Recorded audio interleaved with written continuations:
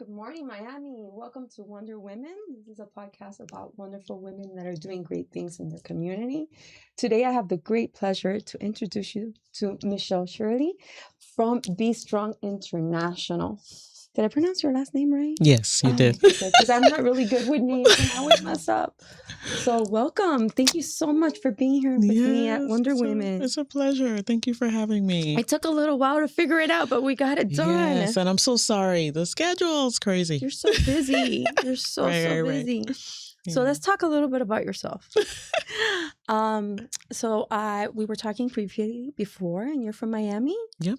305, born and raised. I know that's hard to find these days, right? It is. It really is. Yes. So, grew up in Miami Gardens. Okay. And had the pleasure of attending the local high school, Miami Norland Senior High School, and then went on to University of Miami.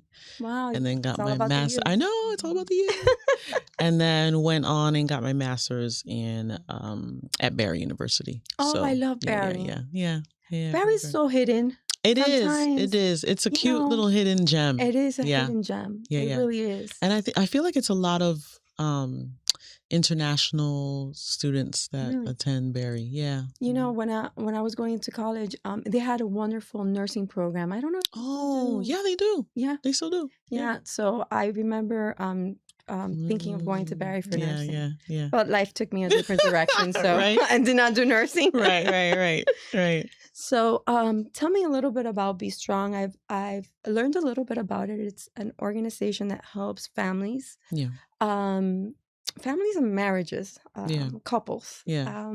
Which I was so proud to see that, because usually we always concentrate on families, but you also concentrate on couples, family. You have marriage workshops. Oh yes, so lots of workshops. Yeah, and the organization is really centered around this idea of, if we can thrive in our relationships, how much more of a safer, trustful, joyful community can we be, right? But it starts with us as individuals. And so we really center down on how do we navigate conflict well? How do we build trust? How do we establish meaningful connections with one another? So all of our work is centered around healthy relationship development. So we work with youth. We talk to them about all sorts of things as far as relationships, especially young people who are just young and they're, engaged on social media and following all the things and, the bullying and sometimes the peer pressure and just all the way, Meta, right? As you know, just went through their lawsuit, right? And so you look at what's happening with algorithms and how it's kind of bringing in these young people in and having them doom scroll and, they're feeling depression and, all these things. And so we're there to help them navigate through those challenges. And it's really great conversation when we can talk to kids about that. And then we go on and work with parents and couples. And I think one of the things is that parents are going through it too. Absolutely. So we think only about the children, but I know so many parents that are part of social media and they get so involved with it as well. Oh, yeah. And it's a conversation to have. It's a conversation to have. I think, too, that they have to lead by example on how they're talking to their kids about, what they expect as far as social media behaviors on the kids' cell phones. But I also see that parents are just stressed in general. They're striving. Sometimes the parents that we serve are, working class families. They may have 2 jobs, right? So then how are they navigating time to talk to their teenagers about certain issues that might be coming up? So it's about teaching them how to raise responsible children, resilient children, helping them navigate through social media, all the things. And then, of course, doing some couples workshops as well, and so many other things we do. Which I loved it, because I was on your social media and there was a one part that they were looking at each other. So I'm Catholic, and when you get married, you have to go to a retreat, a marital retreat. Wow. And I said, wow, there should be more than a marital retreat. There should be a few more throughout your marriages because you go through so many stages. And there was a part that they were kissing. And it was so cute. And they were looking at each other's eyes, and I'm like, oh my God, that's so smart. That's a beautiful idea because a happy family has to have a happy marriage, right? Yeah. And that's what we want. Happy parents. Yeah, and that's what we want. I mean, our goal is that the family is stable. Absolutely. So that kids can really thrive in the home. But we have couples too that aren't married and they're co-parenting, and that's fine. And we are giving them the tools where they can build intimacy and then still show, what they want for their kids. What do they want their kids to see in their relationship, right? Is it positive? Is it affirmations? Is it encouraging? Is there affection in the home? All the things, right? Those are things that we don't think about until it's too late. Right? Before we're sitting in front of the therapist, right? I was just thinking about that right now in this moment. Yeah. What if I would have only known, right? Yeah.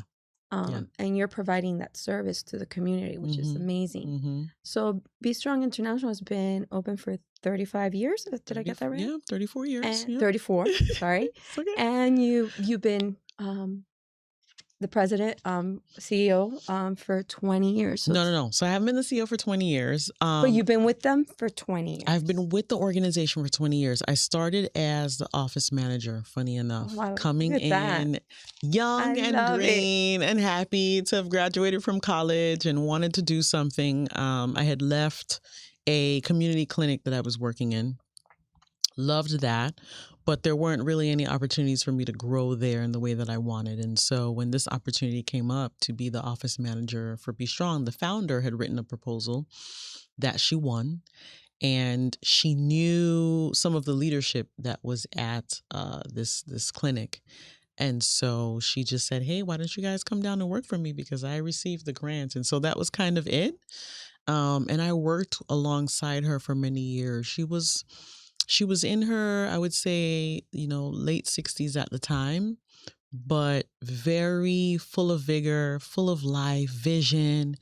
And I just caught a hold to it because it was a time in my life where I also realized, like, I need this, right? And it was something miraculous in my life to see how being intentional about your relationships could really change the trajectory of your life in so many ways, whether it's in business, whether it's in your own personal relationship. Absolutely. And of course, I have children. And so that was instrumental for me. So I don't know if you know Karina from Amigos for Kids. Yeah, of course. That's my girl. So it was something similar when she left where she was at and went to Miami-Dade. Yeah. And she says that it was something that she needed. That it was something that she needed. It felt right to take that step. Yep. So what a coincidence that two women in the nonprofit world have said the same thing. It's something you need. Yeah, it's something that you need, and I feel like you get to a point in life where, don't get me wrong, we have to pay our bills. We have to survive and do all the things. But there's an emptiness that comes with the career if it's just that. Yes. Right? Absolutely. If it's just that, if you're just grinding and you're getting all the things you want, but there's no internal, substance or like soul-filling desire to want to do something more, to leave a mark on the world, that's where I kind of feel like people start to realize, like, oh, I don't know, right? I don't want to do this. Not enough for me So anymore. I think for me, just waking up every morning, and it's hard. It's hard. I know. The work is tough. Yeah, nobody realizes how hard it is to run a nonprofit. Let's talk a little bit about that, how hard it is. That's a whole nother show. That's a whole other show. So I know we have, in nonprofits, there's ups and downs. So tell me one of your one of your lows and one of your highs. Oh, one of my lows. Oh my gosh. It's been lots of lows. 20 years. I'm just like, ooh, what do I share on TV? I think you've had more highs than lows. Right. That's for sure. And I think it's important too to not stay in those lows. But I think a low for me might have been when I found out, after I had signed the paperwork, to the board voted me in to be the CEO. And it might have been about 6 months after that I found out that we had a line of credit that was owed. Oh, and wow. It was outstanding. Oh my God. I and would die. I said, I was dying. And I said to my husband, I would have never signed this if I would have known, because that's just not even in my own personal wheelhouse to owe, anything. I get it. But I remember calling the bank, and they're just like, well, it's bad debt at this point.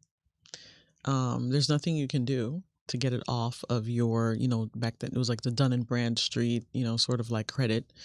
And so it's kind of up to you. And at that moment, I just said, what would be integral in this situation right now? And I just told the team, you know what, we're going to pay this off. We're going to pay this off, and we're going to be one and done with this thing. And it's going to be behind us. And we did. Wow. And funny enough, we paid it off. And it was the same bank, probably maybe I would say 6 to 7 years later, that was willing to give us a loan again. That's amazing. Yeah. There are banks that do believe in organizations. Yeah. And that's one of the great things when a bank believes in you, but it's because they know that you're true to your word. Yes. So, yep. And I imagine also they believed in the cause, right? Absolutely. So, sometimes fear takes over as a CEO or as a president of a company. You were scared to ask for help or navigate the problem accordingly, right? Yeah. We think it's cut and dry loss, but sometimes it's not, and instead of you saying this is cut and dry, this is a lost battle, you found a solution. And one of the things I think that what you did was so miraculous is that you were honest with everybody around you. Yeah. You didn't hide it. Right. It was out there in the air. And I think by putting it out there in the air and making everybody concentrate on it, you were able to fulfill it. Yeah. And I strive for that, because I don't think without that you can build trust within your community, right? You just can't build trust. You have to be. And sometimes we were talking about before the show, like Jennifer Lopez and her questioning, right? Yeah. Sometimes I think like, am I being too honest here? Like, is this too much for this person to handle? Just being my authentic self, right? And sometimes people are weary of it. Like, wow, that's unusual. That's different. That's, but I just feel comfortable that way, because then I don't have to be thinking, what are you thinking next? And walking on eggshells and all the things. It's just too much work. Do you know what she said? Jennifer Lopez said this. She says, the only thing you'll get from me is honesty. Yeah. And I've been a very honest person all my life. Yeah. And people has always said to me, you're so honest. Yeah. And I think honesty is the best policy. Yeah. My partner, Laura, she says, if you can't make the meeting, say why you're not making the meeting. Yeah. Don't come up with an excuse, right? I was stuck in traffic. I was in the bathroom too long, whatever the case may be, just be honest. And I think when you're that honest, I think good things happen. Yeah. Yeah. Yep. So. And sometimes too, I think people, they honor it until you're honest with them, right? Right. So, which that's what happened with the bank. It gets tough, right? And you were it gets honest tough, with them. And sometimes people can't even receive that layer of honesty. So I think we also have to tread with grace, too. Grace. I love that word, grace. Yeah. So what's been the high? The high, wow. A high would be, wow. There's been quite a few highs. So we recently got a roof donated. Congratulations. That was an amazing feat for us. And that was just like, oh my goodness, this is really happening. So shout out to Greener Roofing and Solar. Another high was we received a Bank of America Neighborhood Builders Award. And that was $100,000 unrestricted for 2 years. And let me tell you, unrestricted dollars is the best gift you could give any nonprofit leader, because they have vision, but then they're restricted by the grants on what to do, right? And so how do you continue to build with restricted dollars? You have to be very creative. So to get that opportunity and to get that phone call to say, hey, you guys are receiving this, and it was our first try. Oh, wow. Typically, I had heard that it takes a few tries. Really? To get that on our first try, to me, I nearly fell out. I remember, it's bad. It's probably TMI, but I came out the shower and I got the call, and I was just like, it's just like, oh my goodness. So how long ago? I think this was 3 years ago now. Mm-hmm. Wow. But it was something so incredibly amazing. So those are the highs. We recently just got a COO as well, Francesca Sesti Brown. So that's a high. Things are starting to move in a direction. We got some funding from the DeLuca Foundation. DeLuca, where is it from? DeLuca Foundation. They're a foundation. They were originally connected to Subway restaurants. They're the owners of Subway restaurants, and then they formed a foundation. But just to get these opportunities from people who believe in you, believe in our work, and have seen us for a long time. And that's what I mean. It's like working so hard to build a brand that is solid and true and can deliver, and is transparent, is to me what I find really valuable, because then these opportunities come, and they come at the right time. Thank God for those opportunities, right? Really. True. I mean, I think it's positive thinking, hard work. You're passionate in what you're doing. Yeah. And they believe in the cause, right? There are many nonprofits that help families. What would you say that your foundation does different from other foundations? I think what we do differently is that we're almost like an experience. We want people to experience the heartfelt love that we have. One of our core values that we're rolling out is that we're heart-centered. Yeah, you always go. And so, as a chief heart officer, right? That's the goal. Mm-hmm. To be heart-centered. I feel like we go that extra mile that's not the norm. So it's, I'll never forget a board member when she came into our office, and she always shares this story. But she said when she came into our office the first time, and it was happiness there. It was just, our COO says it's a vibe, right? Mm-hmm. But when she walked in and she shook my hand, I was like, no, we give hugs here, right? That's awesome. I think those are the things that make us a little bit more of a unique niche. And we really try to train everybody on those experiences. So from the time we pick up the phone and someone calls, to delivering the service, going the extra mile. I'll never forget. I'll give you an example. I had a success coach. His name is Trent. He was sharing with me a story of, because we also go into the homes. We do home visits as well, working with the families. And there was a little girl that he had that he was asking, well, what do you like to do? And just exploring with her. And so she was like making bracelets. And he was like, well, have you ever thought about making it a business? Mm-hmm. And she was like, no, I haven't thought about it. I just give it to my friends and all that. And they're really nice bracelets. And he's like, well, you know what? I'll be your first customer. Oh. Here's $10, right? And to me, you have to hire people that have that sort of heartfelt mission, drive. Things that we try to teach it, but that's so unique, right? But that was you teach it, but that was actually seeing it. Yes, she saw it.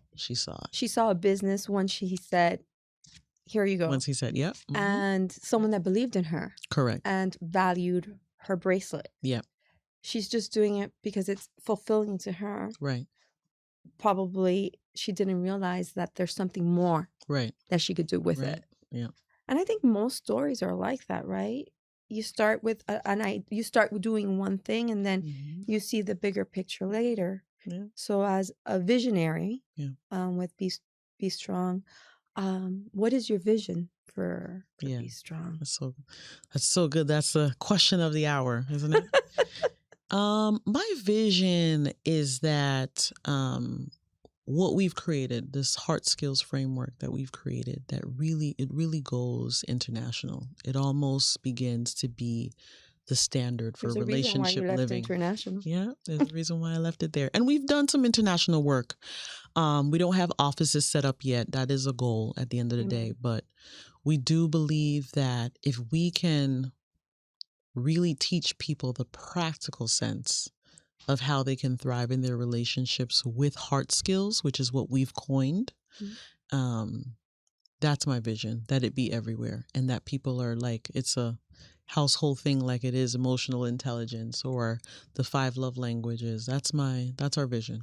Yeah. It's beautiful. Yeah. And we've already started. We just released our heart skills curriculum for couples and been hearing some really, really beautiful things about what's happening with those couples. Yeah. I think that's so important. I think we have lost the concept of what a relationship is in society. Yeah.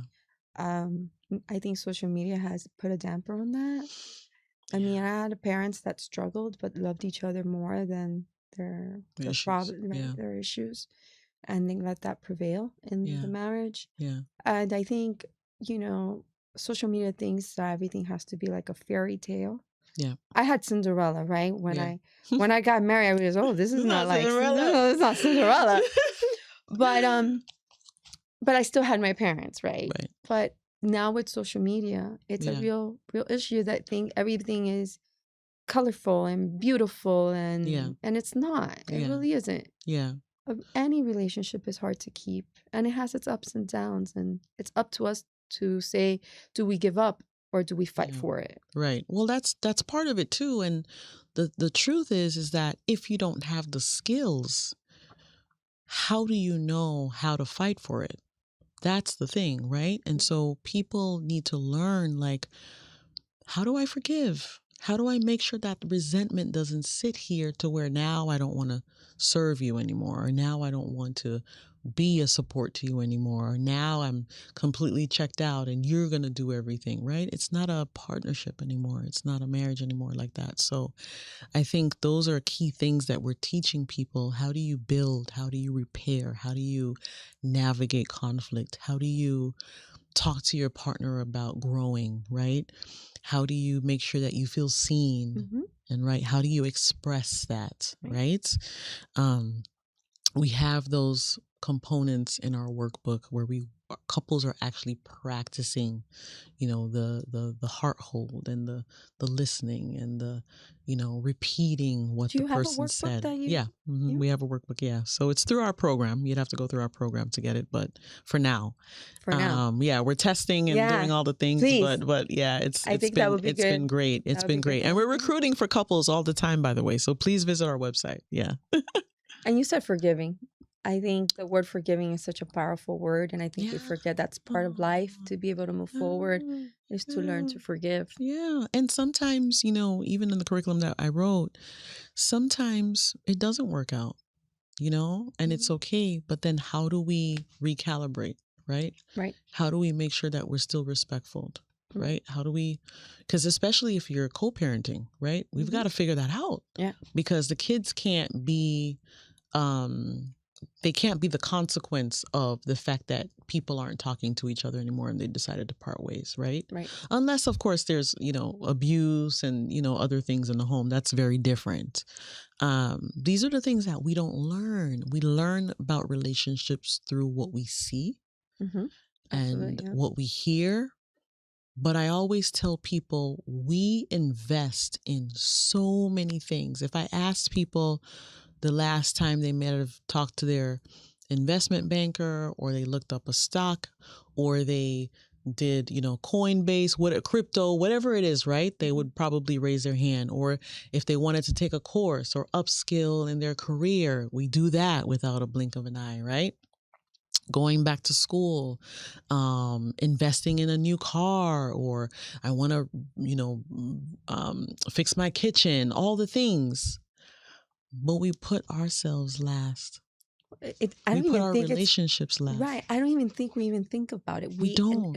We naturally think that it's supposed to be fine, that it doesn't need nurturing. It just because we love each other is enough. Right. And it really isn't. There's so many other parts to it for it to make it work. Yeah. I saw an interview not too long ago in a network, I don't remember, and it was a couple that in the beginning of the year, they took a week off. And they had their kids babysitting, everything. They cannot be disturbed. And they planned their whole year on that first vacation off. Nice. They worked on their relationship. They set up a plan. What to do that whole year with their family. Financial, everything. And I was like, that's genius. Yes, I love it. Because that's how it should be. Yeah. And yes, there's going to be things that are going to come up. There's going to be variables that you're going to have to pivot. But okay, but at least you have a foundation. Yeah. It's not something, oh, what are we doing this month? No, we already know what we were going to do this month. Right. You know, Right. If we don't get to it, and it was a plan, which is great. No, and it's a great discipline to have. You know, I always want to make sure too that people don't feel like, oh my gosh, now that's the standard, right? Because people need to be consistent in the small wins too, right? Yes. So absolutely. Sometimes it might just be, you know what? If we can just plan a date, just you and I, once a month, no kids, but we know every Friday night, on the third Friday night of the month, our calendars are clear. This is our date night. That's a start.